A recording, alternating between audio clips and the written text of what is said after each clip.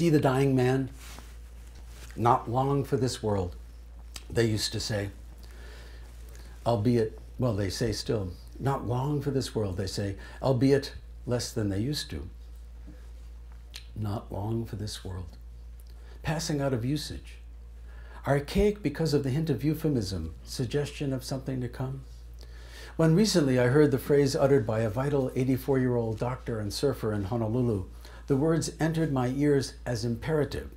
You should not long for this world. Though, of course, we do. We do. Composing oneself. Composing oneself. The last 4 decades, there is an erotics of being able to invoke so much misspent time. I say the last 4 decades, I've been impelled to write from a not unusual mix of motives. Emulating books I admired, sense of the author as hero, magician, exhilaration of supplicating and dancing with language, the hunger to set straight, to restore. Not to mention words like vainglory, memorialize, lament. But as the writer ages, whatever his habitual mode or fluency, though the number of letters in the alphabet remains constant, stories written and unwritten seem to undergo transformation. At the least, by a certain age, the author surely better knows of what he speaks, can sometimes more freely acknowledge self-interest, self-deception, concede the limits of art. How much can it redeem, and for whom redemptive? Alternatively, from the point of view of the text, perhaps stories increasingly manifest their own agenda. Yo, this is your story speaking. Might the stories be compared to teenage males, voices crackling, tremulously insisting on their own passionately contrary narrative of what you thought you'd been living with them? Or are the stories like caged lions that after years of compliance maul the tamer? Or are the stories like a terrorist sleeper cell biding its time? Or perhaps there are simply different storytelling centers within each of us. Imagine Freud's imaginary ego, superego, and id, each having its own narrative. Imagine 3 or 5 other aspects of the self.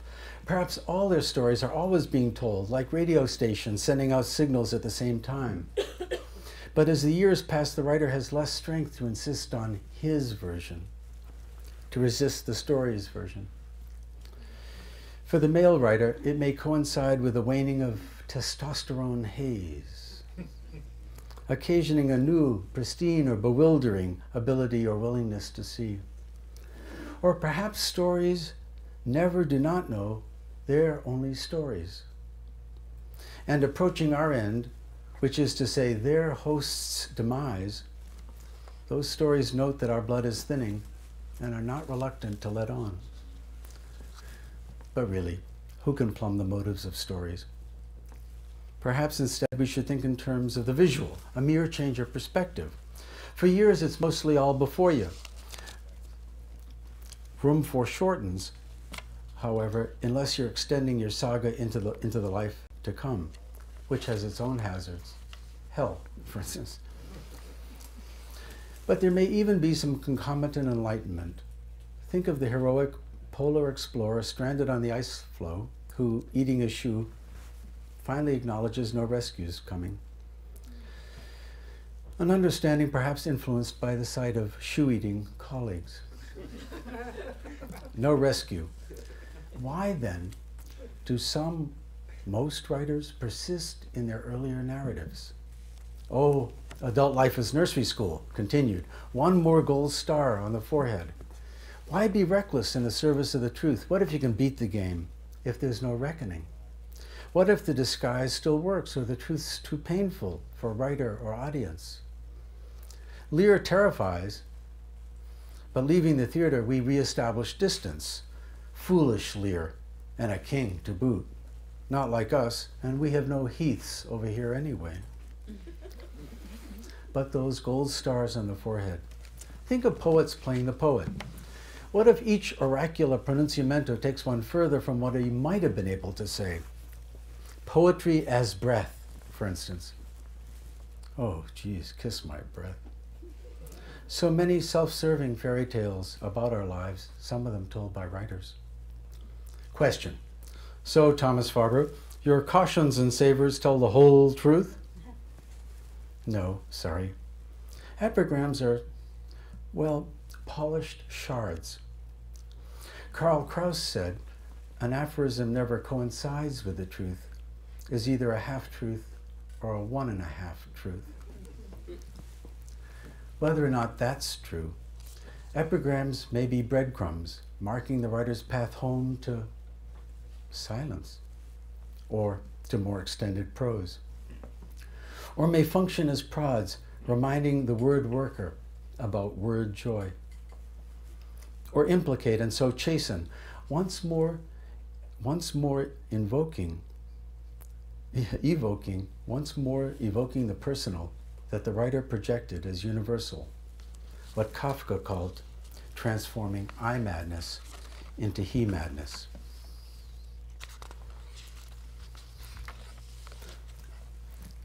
I'll skip now to the end of the essay.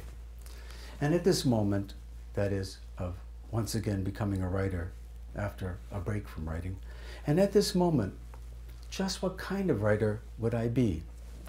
Well, there by my desk was the folder of unpublished epigrams, one to a page, pulsing on my shelf like my computer's green light in sleep mode. I'd been letting them mature, stew, metastasize, manifest their weaknesses. In that instant of recovery of the writerly self, or of once more displacing some better self, I was again an epigrammist, member of a small, strange cohort, but once more entitled to its malices, savors, aperçus, ripostes, errors.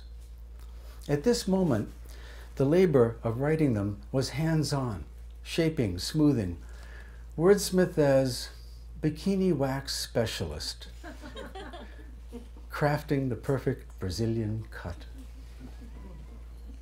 At this moment, the labor was hands-on, shaping, smoothing, wordsmith as bikini wax specialist, crafting the perfect Brazilian cut. Far out, as they used to say, in the days I had long hair. I was happily back at work. And in my orbit, always, other artists at work, young Michael teaching himself to be a writer, reading my books carefully, gleaning. Very talented Laura, year 5 on her novel. Leo, 80, with a manuscript of a masterful news story collection. Chester, past 80, still centering his passionate life around the freedom to write. And in my orbit, as always, artists not at work.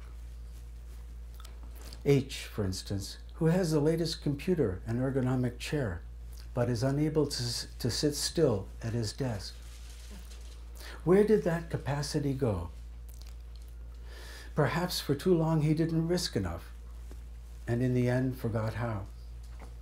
Committing to words is a tough game. Committing to words. Joyce Carol Oates argues, quote, "To write is to invite angry censure. Art by its nature is a transgressive act, and artists must accept being punished for it. The more original and unsettling their art, the more devastating their punishment."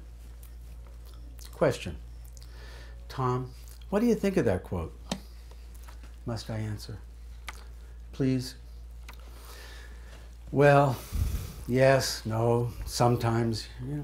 Actually, the more common curse of art is that you may not be sure you deserve praise, or one's own judgment may be the most severe.